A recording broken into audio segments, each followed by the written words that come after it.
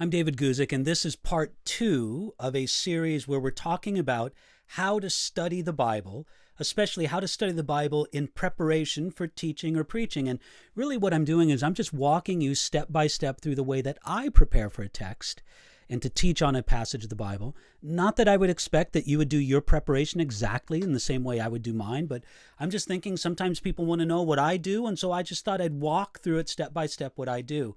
Now, in the first video in this series, we gave 5 points, 5 steps. The first one was to begin with the text of the scripture. And we're using Psalm 28 as our example here. So what we do is we just read through Psalm 28 again and again, maybe in a few different Bible translations, just to get the sense of what is this saying? What's the flow? What are the big ideas? Where's the repetition? Where's the emphasis? We read it carefully, we read it deliberately. This is before we start writing anything out. We're just becoming familiar with the text itself, and as familiar as we can be. Secondly, we begin to organize big. And what I mean by that is we look for the major divisions in the chapter or in the psalm in this particular case. So if we're taking a look at this chapter, I divided it into 2 places. Verses 1 through 5 were part A, and then verses 6 through 9 were part B. That was the big organizational work, looking for the bigger themes and such.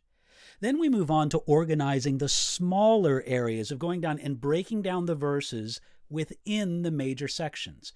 So we found 2 divisions within each one of those parts. So we had A and then 1 and 2 under that, dividing the verses. Then we had B, and it happened to work out 1 and 2 among that. Now, that's just the way that the psalm laid out. If it required 1, 2, 3, 4, we would have done it. If it would require 3 different headings or 4 different headings, you just kind of try to let it work in itself and let it suggest its own organization instead of imposing an organization upon it. All right. That was the third step, organize small. Then my 4th step is I give a title to the chapter or the psalm. And again, I may change the title before I'm done with it, but I just kind of want to get, what's this whole thing about in the big picture? Now that I've kind of read it many times, I've thought about it carefully, I've organized it, at least in a skeleton way, then what would I title this chapter? How would I summarize it? And then finally, the 5th step, which in many ways is the most work, I go through it line by line, not necessarily feeling that I have to comment on every line, but just the things that I think are important. And so things that are very important, I might make several comments on the same sentence or word or set of words, or I may skip over things. Again, I'm not looking for some kind of legalistic way. You got to say something about every single verse and every single line within the verse. I'm just saying, okay, what does it speak? How am I understanding this? And I go through it. And again, all through steps 2, 3, 4, and 5, I'm writing. I'm typing out on my keyboard. I'm taking careful notes. Because what I'm trying to do is I'm trying to, in the description of a man named Pastor Nate Holdridge, Calvary Monterey, he described it this way: you read yourself full and then you write yourself empty. Again, I'm reading myself full of the scriptures and then I'm thinking, processing, line by line, going through that. We discussed all of that in some detail in the first part. Now we come to step 6. Step 6 is the commentary work. Now, many times people want to jump to the commentary work first. They don't want to spend the careful time of going through the text themselves. Now, look, I know a lot of Bible teachers, a lot of pastors that they don't have the privilege of having that be their full-time employment. They work a hard 8-hour, 10-hour, 12-hour day, and then they got to prepare for a preaching on Sunday or a midweek Bible study. Listen, there might be times and places where you got to go to the commentaries sooner than you would like to. But if you have the time, if you can gain the energy, it should be your desire, your practice, to spend lots of time with the text yourself, training yourself how to understand and analyze the text. Then you go to the commentary work. Now, after I do my line-by-line thinking through the text, then it's time to hit the commentaries. My own time with the Lord, hopefully the Holy Spirit speaking to me in and through the Bible text. But after that's done, then I hit the commentaries. Again, it's important that I do the line-by-line thing first But I would also say that for me, as I have time, maybe for some reason I don't have the time to do it, but for the most part, it's important for me to see what other people have to say about the text. You see, there are many different reasons why I might use Bible commentaries. First of all, I want to see if my observations about the text were on target. I want to know if other people saw the same things. Because look, if I'm seeing something from the Bible text that nobody else has ever seen, that should raise some suspicion. Let me take a step back and really make sure that I'm seeing this. I need to want to make sure that my observations are on target and that other people see the same things. Now, if none of the books I read or places I go see the same thing, I'm not going to automatically say that what I observed was wrong. I'm going to suspect it for sure, but I'm going to go back to the text again and say, is this correct according to the text? So that's number one, to see if my observations about the text were on target. Number two, to see if there are things from the ancient languages, ancient culture, or ancient history that might help my understanding of the text. Oh, how many times a good commentary has been helpful for this. There's something in the language, the Greek or the Hebrew. There's something in the culture or a historical process or something that helps me understand the text so much better if I only knew it. I don't know it, but the commentator knows it. He's done more research than I have. That can be a big help. Number three, I want to know if there is significant disagreement with my take on the text as compared to the commentators. Let's say that I see something in the text, I'm approaching it a certain way, and other commentators say, whoa, they actually say something quite the opposite. Now, again, it doesn't mean that I'm automatically wrong. Look, this is something I tell people about Bible commentators. Don't you lay down in front of a Bible commentator. What I mean by this is, and I say this as somebody who writes Bible commentary, if you understand the text in a certain way, and the Bible commentator you're reading understands it in an opposite way or in a different way, a markedly different way, don't automatically think that they're right and you're wrong. Now, maybe you're wrong, but what it should lead you to do is you go back to the text. Does that Bible commentator build his argument from the biblical text and a good understanding of the whole counsel of God, rightly dividing the word of truth? Do you build your understanding of the text based on the whole counsel of God and a right dividing of the text? So this is what you need to do. You don't automatically think, well, if it's in a book, they're right and I'm wrong. No, not at all. But it makes you go back to the text and say, let's sort it out according to what the Bible teaches. That's a third reason. A fourth reason is I want to see if the commentators make some helpful biblical connections that I missed. For example, we saw that in our text, Psalm 28, we saw this verse 5, where he says, they do not regard the works of the Lord. And for me, that triggered a connection with Romans chapter 1, verses 20 and 21. Well, if it didn't trigger that connection, maybe reading a commentator that points it out makes it, yes, there's a connection here with another passage of scripture that I never saw, and that can be helpful.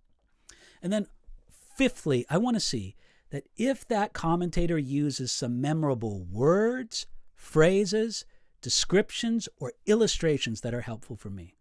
There's many times when I've been reading a commentary or listening to a sermon, I go, they see what I see in the text, but man, the way they said it, that is helpful. I'm going to quote them. I'm going to refer back to them in that. So those are reasons to use the Bible commentaries. Now, as for my study through the Psalms, here's a list of the Bible commentaries that I've read for Psalms, for Psalm 28 specifically. First of all, I used Alexander Maclaren. I used his work in the Expositor's Bible, volumes 1, 2, and 3. Maclaren was an independent, what some people call a nonconformist British preacher from the late 19th and early 20th century.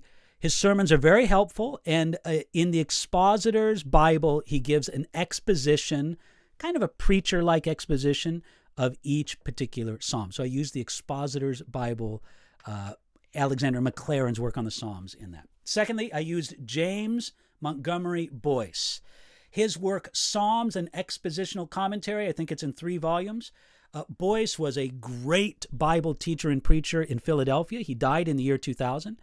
He was Presbyterian, often gives a reformed perspective, sometimes more reformed than I am in my own theology. But listen, the guy's a good expositor. You can learn a lot from James Montgomery Boyce. Next, I would use G. Campbell Morgan. G. Campbell Morgan was a British pastor and a skilled expositor.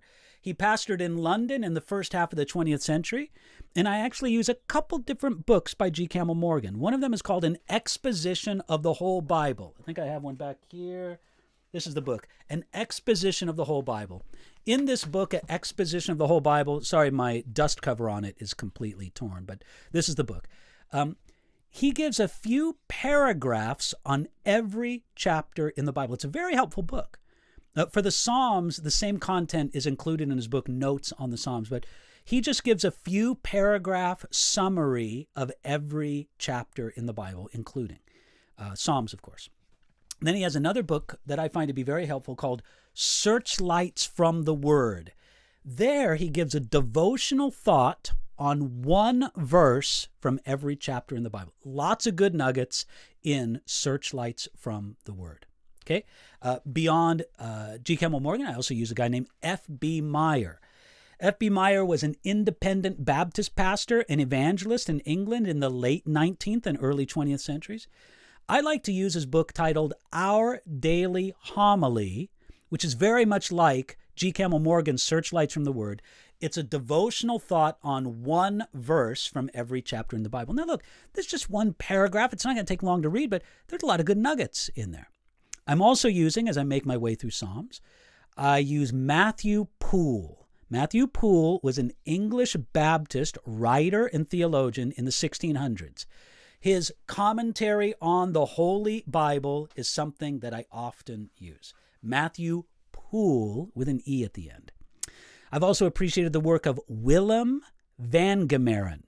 He wrote the section on Psalms in the Expositor's Bible Commentary. That's a Bible commentary set that was first published in 1991. It's a good commentary on Psalms from a little more of an academic standpoint than some of the other commentaries I'm using. John Trapp was an English Anglican pastor and Bible commentator in the 1600s. His commentary on the Old and New Testament is something I often use. Back here, here's John Trapp. His work on the Old and New Testament. Here's Volume 2, Ezra to Psalms. I'm also making, as I make my way through Psalms, use of a guy named George Horne. Here's commentary on Psalms. Horne was an Anglican bishop in the 1700s. Funny-looking guy, isn't he? Anyway, George Horne, Anglican bishop in the 1700s. Interesting. One of my favorite commentators is a guy I'm using through Psalms, Derek Kidner. Kidner was a British scholar and an Anglican pastor. He wrote several Old Testament commentaries. His work on Psalms in the Tyndale Old Testament commentary series, it is excellent. Derek Kidner, one of my favorite commentators actually in the Old Testament. Then I also use Adam Clarke, Clarke with an E at the end. Clarke was an English Methodist theologian. Here's his volume 3 in his set. And a Bible scholar in the late 18th and early 19th century. His commentary is interesting. Now, many of these commentaries you can find in electronic form in different versions. If you're going to use Adam Clarke, I recommend using his unabridged version. I've read Clarke in both the normal, the full version, and the abridged version. The unabridged, the full version, is much better in my opinion. Then we have Charles Spurgeon. Spurgeon was the great Baptist preacher of Victorian England in the late 19th century. Now, I use two main works of Spurgeon in my study of the Psalms. The first one is the Treasury of David.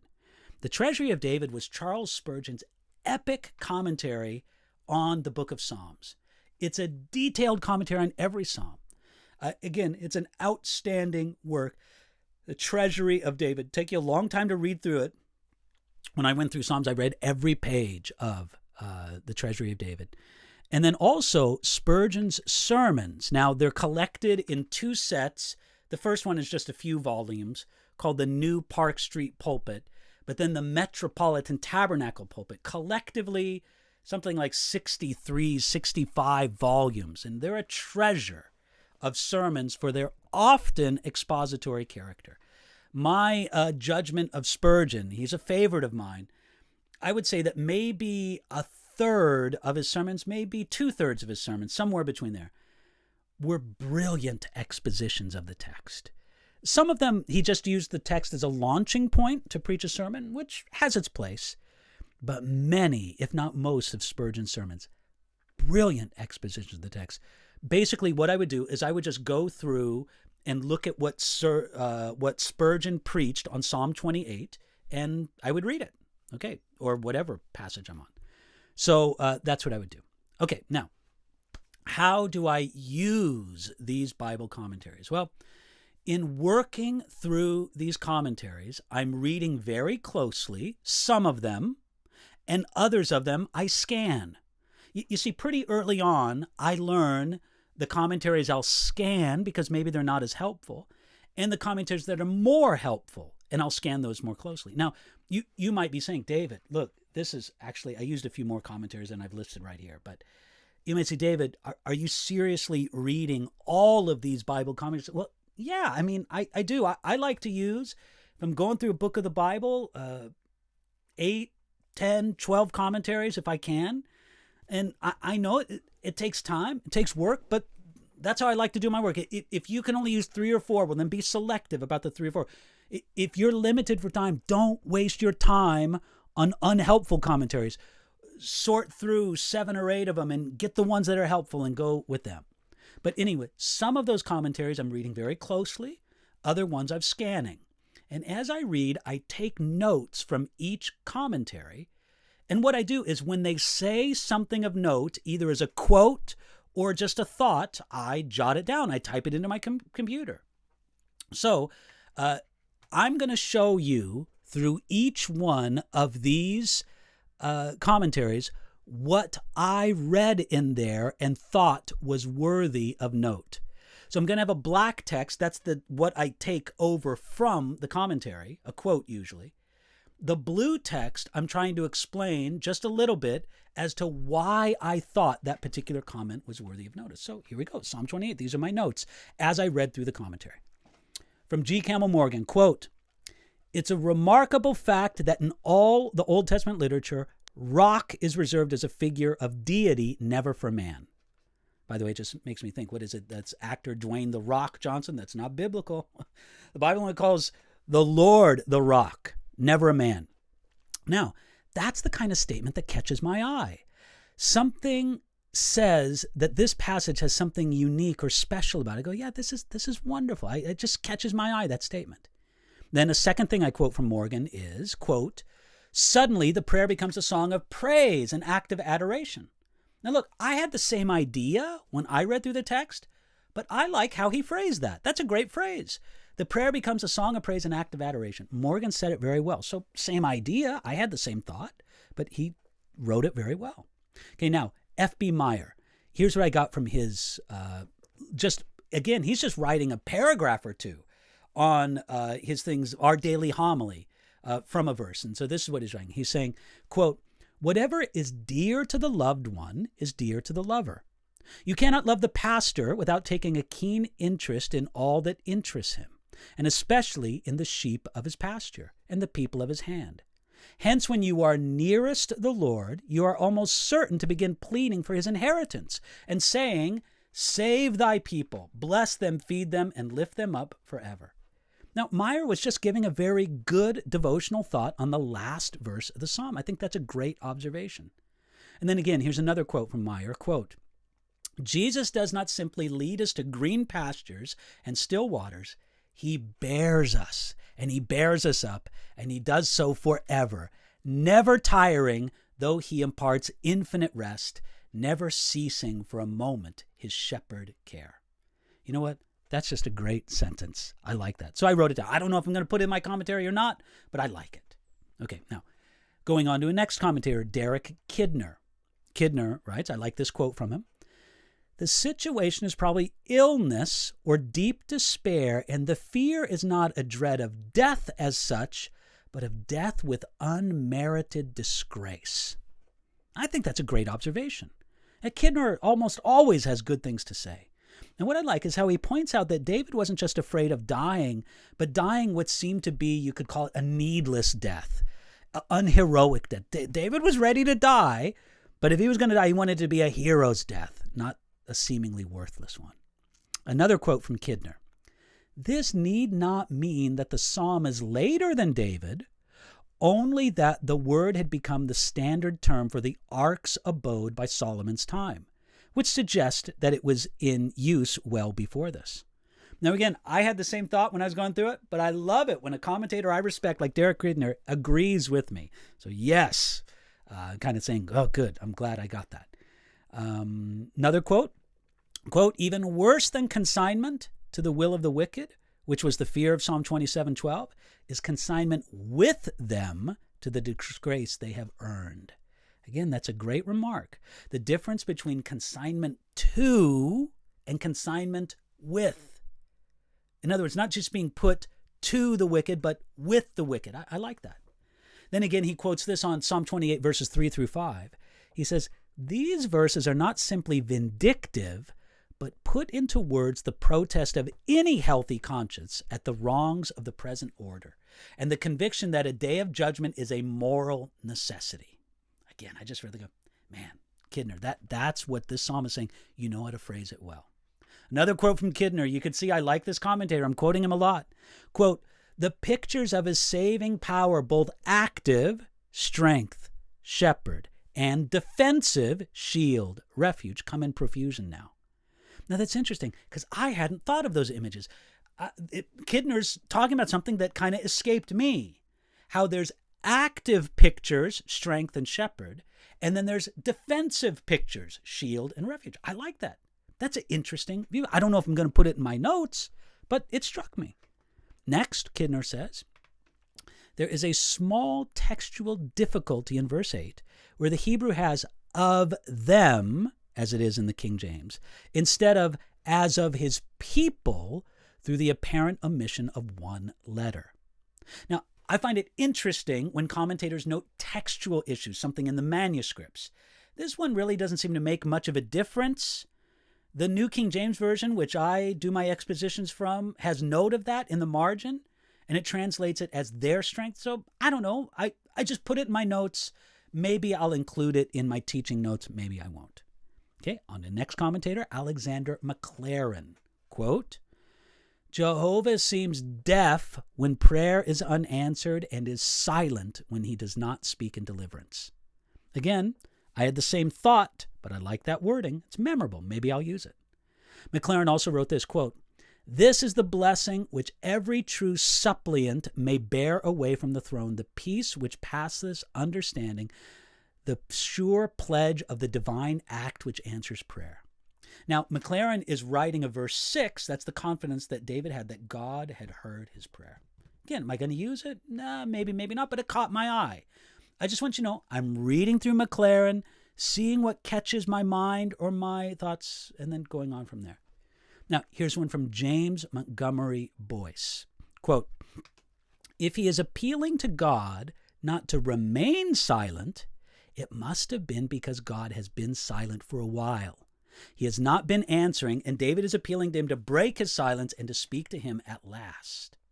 Now, Boyce is making some good comments here on verse 1, which in his translation, he's teaching from the New International Version, the NIV. If you remain silent.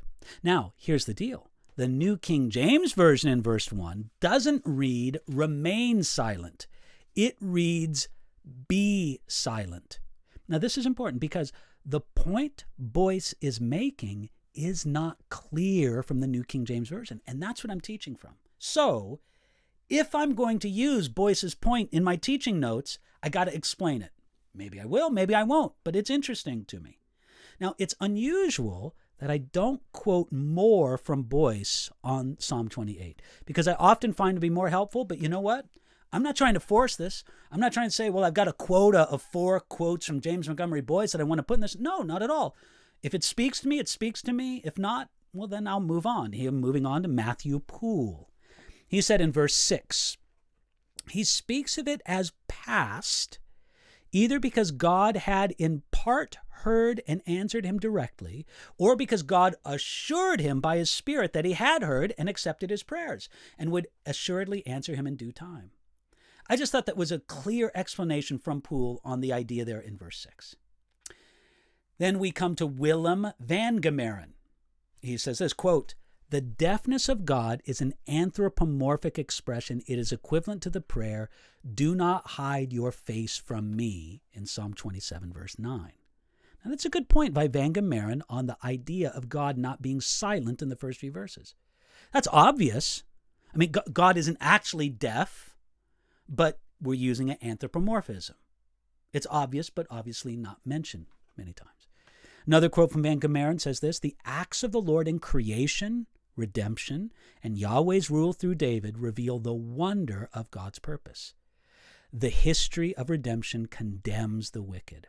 I like that. That's a good thought on verse 5. "They do not regard the works of the Lord, nor the operation of his hands." Good. Okay, continuing on Van Gemeren, I quote this sentence from him. He says, quote, "He cares for his sheep in a tender way, so as to carry them in his arms." The imagery is reminiscent of Isaiah's language. And then he's listing these verses from Isaiah and then Exodus. And of course, the words of our Lord from John chapter 10. I like that. That is a good point on the sweet ending verse of the psalm. This connection to other Bible passages that didn't come to mind for me. Nice to be reminded of it in this commentary. So you see, I did make a connection in verse 5 with Romans chapter 1, verses 20 and 21, but I didn't make a nice connection there in verse 9 with the idea of bearing them, carrying them in his arms. I like that. Good on you, Van Gemeren, for that. Then we're to John Trapp. I quote this from his phrase, "lift my hands" in the psalm. He says, quote, "An ordinary gesture in prayer expressing faith, for they held out their open hands as craving beggars." I like that line. I just like that sentence. It's a good reminder from Trapp on what it meant to lift up the hands for an ancient Hebrew like David. Then to Bishop Horn, his commentary. You know what? That Anglican bishop, I didn't find anything of note in Horn's comments. Sometimes I don't.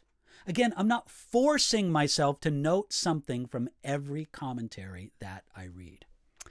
Okay, continuing on, we're talking about Adam Clarke, and what did I gain from his commentary? Well, Clarke quotes this passage from "O Lord, my rock." He's giving the Hebrew word suri, and not only means my rock, but my fountain and the origin of all the good I possess. Now, I never read that before, kind of caught my eye. Maybe I'll use it, maybe not. And then he says, quote, "It is a modern refinement in theology which teaches that no man can know when God hears and answers his prayers. True religion knows nothing of these abominations. It teaches its votaries to pray to God, to expect answer from him, and to look for the Holy Spirit to bear witness with their spirits that they are the sons and daughters of God." I just thought that was a nice thought on David's confidence that the Lord must hear and did hear his prayer. Then he goes on, here's the line about lifting up his hands toward the holy sanctuary. Quote, "This is a presumptive proof that there was a temple now standing, and the custom of stretching out the hands in prayer toward the temple when the Jews were at distance from it is here referred to." Now, what he's saying is he doesn't believe that David wrote this psalm, that this psalm was written in later days when the temple was built. Now, I don't agree with Adam Clarke on this point, because if it were true, again, it would mean that David didn't write the psalm. But I think it's interesting, so I make note of it. Maybe I'll include it. I don't know. We'll see. Then we also have the phrase, continuing on, "shepherd them also." Again, Adam Clarke likes to bring out significance from the Greek and the Hebrew. So here from the Hebrew, he's saying, "Ra" signifies both to feed and to govern. Feed them as a shepherd does his flock. Rule them as a father does his children. Now, Clarke is here looking at verse 9, which especially in the King James wording of it says, "feed them also," instead of "shepherd them also" in the New King James. But it's a helpful reminder that a particular translation of the Bible influences what the commentator works from. Okay, continuing on in our commentaries, you can see this is a lot of work, isn't it? Well, doing what I do and doing what we want to do as Bible teachers, it takes a lot of work. And sometimes we have to pare down on the number of Bible commentators that we use because we just don't have time, but we do what we can. Here's Charles Spurgeon from his Treasury of David. Quote, "Mere formalists may be content without answers to their prayers, but genuine supplicants cannot. They are not satisfied the results of prayer itself in calming the mind and subduing the will. They must go further and obtain the actual replies from heaven, or they cannot rest." Now, Spurgeon knows how to say things with power, doesn't he? And especially how to draw contrast. Here's the contrast between the true faith of David and the weak faith of the formalist. Spurgeon's trying to make the distinction between people that think that prayer is just a therapeutic exercise and those who think that prayer actually accomplishes something. Now, I believe prayer is good therapy, but it's more than that. And I like the way Spurgeon said that. Now he's talking about the phrase workers of iniquity. He says, activity is found with the wicked, even if it is lacking to the righteous. Oh, to be workers for the Lord. What a great thought from Charles Spurgeon on a simple phrase. Now, I wrote that line from Psalm 28 that he spoke out bold just so that I would be sure of what he referred to. Isn't that marvelous? That phrase, workers of iniquity. Well, if people are going to be workers for iniquity, should we not be workers for the Lord? Great thought from Spurgeon. Okay, next quote. And again, these are just things that I compiled from the Treasury of David.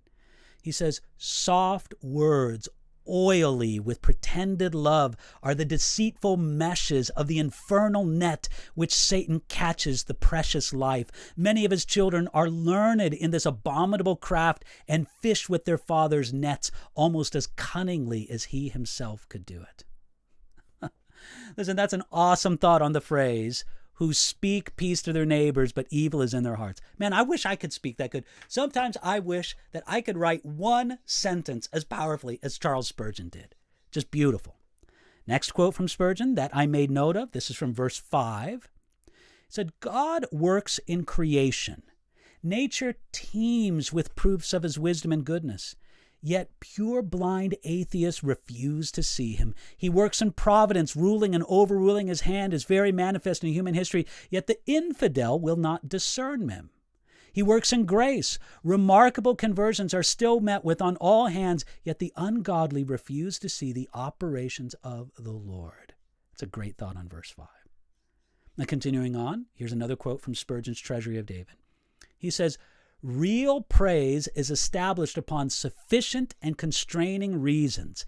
It is not irrational emotion, but rises like a pure spring from the deeps of experience." Here he's speaking about the phrase, "because he heard the voice of my supplications." That's in verse 6. Great thought there. Now, in his Treasury of David, not only does Spurgeon have his own expository thoughts on each verse, but he also has collected thoughts from other writers. Now, often when I go through those thoughts from other writers, I find something in there to remark upon, but in Psalm 28, I didn't. If I did, I would put it in my notes like this: Jones cited in Spurgeon, and I myself would know that it came from the Treasury of David. Now, Spurgeon also preached a few sermons from Psalm 28, and I read those as well. One sermon was titled, "Safe Though Sin Surrounded," and he preached that on Psalm 28, verse 1, and it's sermon number 3535 in Spurgeon's Index. Now again, some of Spurgeon's sermons are great expositions, and in others he uses the text more as a launching pad. That sermon was more of a launching point, and I didn't find a whole lot in that sermon that was helpful in explaining the passage itself. In that sermon, he took the cue from a French preacher named Massillon, who approached the psalm from the perspective that David was tempted and tried with his associations with the ungodly, and prayed this psalm to be preserved from trials connected with those associations. Now, I put that in my own notes just so that I would know and remember that, but I can tell that that's my own explanation. It's not a quote from Spurgeon. There's no quotation marks around it, and the paragraph isn't indented. Now, here's my quote from Spurgeon's sermon that I might use in it. He says this, quote, again, he's speaking about verse 1. Quote, "I have been inclined lately, when I have read the papers, to interpret the term scum of society to refer to those who float on the top. For certainly there is no rank of society that could have figured more abominably in the divorce court, no rank of society that could have exhibited itself so detestably upon the race course than the peerage of this realm. And unless God mend the manners of the right honorables, their names will have to be right abominables. The term will be more suitable to them by far.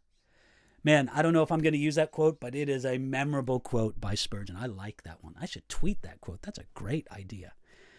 Okay, here's another sermon that he preached on Psalm 28. It's from Psalm 28, verse 7, and it's titled A Sacred Solo. That sermon, in my estimation, was more helpful in explaining the text. So I found a few more helpful insights from that message. So here's a few quotes from Spurgeon's sermon titled A Sacred Solo on Psalm 28, verse 7. He says this, quote, "My dear friend, if you can say, 'The Lord is my strength,' then you can bear anything and everything. You could bear a martyr's death if the Lord should be your strength. He could make a stalk of wheat to bear up the whole world if he strengthened it." Man, that's a great thought. What memorable phrasing. Okay, here's another quote. Quote, "Where would you hide yourself," said one to Luther, "if the elixir of Saxony should withdraw his protection?" He smiled and said, "I put no trust in the Prince of Saxony. Beneath the broad shield of heaven, I stand secure against Pope and Turk and devil. He did, and so do we." End quote. Man, I love it when Spurgeon quotes things from history, and he loves to tell brief little stories from the life of Martin Luther and other people. Continuing on, here's another quote from Spurgeon from Psalm 28, verse 7. He says, "To my mind, there's hardly anything more sad than the frequent laughter which exposes a vacant mind." Well, that's powerful. The frequent laughter which exposes a vacant mind? Man, that's powerful. All right, there's one other sermon that Spurgeon preached from Psalm 28. It's from verse 9, and he titled it A Prayer for the Church Militant. That's sermon number 768 in Spurgeon's index. And in my view, that text was used, again, pretty much as a launching point, so I didn't find anything that would be really helpful in the notes. Though, to be honest, listen, I might be suffering from a little bit of study fatigue at this point. Do you know what I mean by study fatigue? I've been reading a lot of commentaries. I've spent my own time examining the text. If I'm just sitting in a chair we're probably up at 5, 6, 7 hours of study at least at this point. I'm getting a little tired of reading as much the same thing. Maybe if I would have read this sermon at the beginning of my study, I would have got more out of it. But you know what? That's how it goes. And I order the reading of the commentaries that I use with that in mind. So I really didn't have anything that I included from my notes from that particular sermon that Spurgeon preached. Okay, what do? I've done reading all my commentaries. I'm done taking the notes that I take on my commentaries. So what do I do next? Well, this is point 7. After my commentary work, which was number 6, then point 7, I bring the commentary work into my notes.